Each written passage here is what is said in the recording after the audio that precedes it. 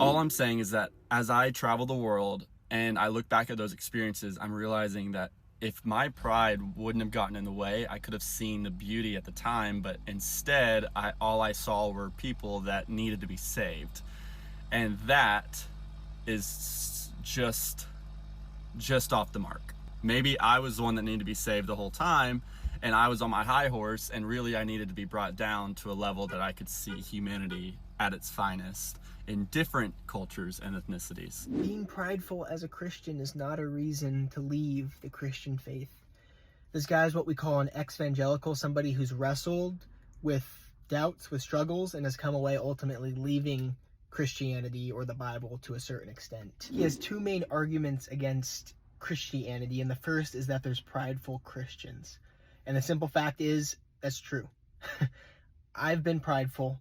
I still am prideful, thinking that I'm better than I actually am. And the response isn't to leave the Christian faith, it's to wrestle with it. It's to ask God to humble us, and it's to glorify God for saving us and for allowing us to do anything, right? That's the key, humility, not pride. The second big pushback against Christianity, against the Bible, is that people across the world are happy where they're at. Who are we as Christians to push back against that, to throw a wet blanket on people's enjoyment? I don't think people are as happy as we think, though. We all have a God-sized hole in our hearts. We want to know what's going to happen after we die. We have this hole. How do we fill it? The enemy, Satan, if we believe the Bible, is trying to fill that hole with anything else possible. And the kindest thing we can do as believers, those who hold to the Bible, not our words, God's word, is to share the hope with others, the good news with others, so that when they get to the time when they die, when they leave this earth, they're not surprised.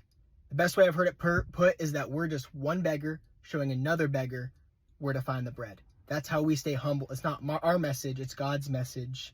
And I'm just so thankful that he puts that message into my hands, our hands, so that we can share that to those in need, to people who are struggling. Let's do that together.